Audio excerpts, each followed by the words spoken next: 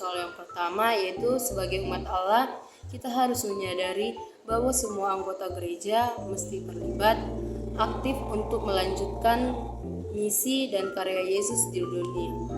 Berdasarkan pemahaman, simpulkanlah hakikat gereja sebagai umat Allah.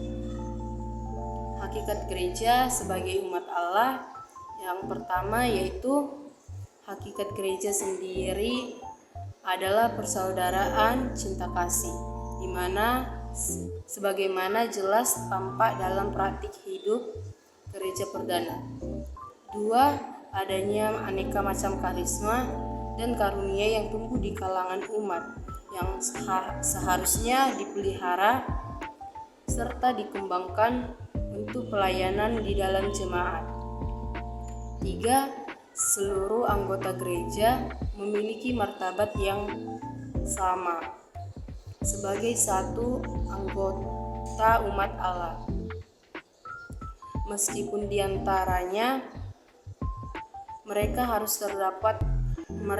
terdapat fungsi yang berbeda-beda. Soal yang kedua, sebelum Konsili Vatikan kedua, gereja lebih berciri hierarkis piramidal. Tetapi setelah Konsili Vatikan kedua, pemahaman tentang gereja bergeser sebagai persekutuan umat Allah. Melalui pernyataan tersebut, tuliskanlah perbandingan model hierarki piramidal dengan model gereja persekutuan umat. Nah, jadi sebelum Konsili Vatikan kedua, gereja memiliki model atau bentuk institusional atau hierarki piramidal.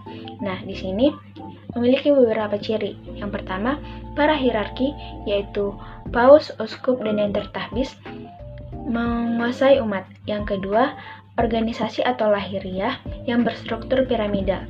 Yang ketiga, mereka memiliki kekuasaan untuk menentukan segala sesuatu untuk seluruh gereja. Yang keempat, model ini cenderung imam sentris, yang artinya para hierarki yang menjadi pusat gereja. Yang kelima, cenderung mementingkan aturan, lebih statis, dan syarat terhadap aturan. Yang keenam, gereja sering merasa sebagai satu-satunya jalan kebenaran dan sumber keselamatan, bahkan bersifat triumfalistik, yang artinya memegahkan diri.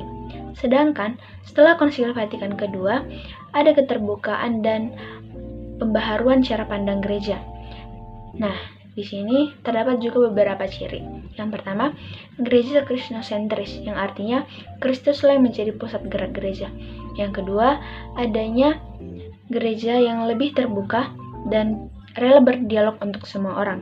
Yang ketiga, adanya kolegialitas episkopal atau keputusan dan kebersamaan.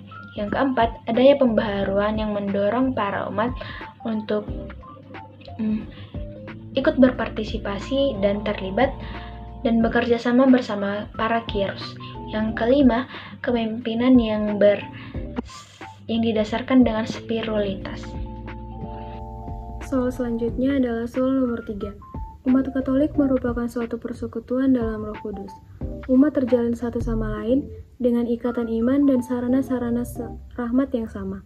Berdasarkan pernyataan tersebut, tuliskan ajaran gereja tentang gereja yang satu menurut Katekismus Gereja Katolik artikel 813. Katekismus Gereja Katolik menjelaskan bahwa gereja itu satu karena yang pertama, gereja itu satu menurut asalnya yaitu Tritunggal Maha Kudus. Kesatuan Allah yang tinggal dalam 3 kepribadian yaitu Bapa, Putra, dan Roh Kudus. Lalu yang kedua, gereja itu satu menurut pendirinya yaitu Yesus Kristus yang telah mendamaikan semua orang dengan Allah melalui darahnya di kayu salib. Lalu yang ketiga, gereja itu satu menurut jiwanya, yaitu Roh Kudus yang tinggal di hati umat beriman, yang menciptakan persekutuan umat beriman, serta memenuhi dan membimbing gereja. Selanjutnya nomor 4, yaitu Katolik makna aslinya berarti universal atau umum. Gereja yang Katolik secara tepat guna dan tiada hentinya berusaha untuk merangkum segenap umat manusia berserta segala harta kekayaannya di bawah Kristus Kepala dalam kesatuan rohnya. Melalui pertanyaan tersebut, tuliskan 3 alasan mengapa gereja itu disebut Katolik. Yang pertama, karena terbuka bagi dunia, tidak sebatas tempat tertentu, bangsa dan kebudayaan, waktu dan golongan masyarakat tertentu. Yang kedua, Gereja Katolik itu mencangkup semua orang yang telah dibaptis secara Katolik di seluruh dunia, di mana setiap orang menerima pengajaran iman dan moral serta berbagai tata liturgi sama dimanapun berada. Yang ketiga, Gereja Katolik dapat hidup di tengah-tengah bangsa dan memperoleh warganya dari semua bangsa serta ajarannya dapat diwartakan kepada segala bangsa dan segala harta kekayaan bangsa-bangsa sejauh itu baik dan luhur. Nah, selanjutnya yaitu soal yang kelima. Soal yang kelima yaitu tuliskanlah berbagai tradisi gereja yang menunjukkan ciri apostolik.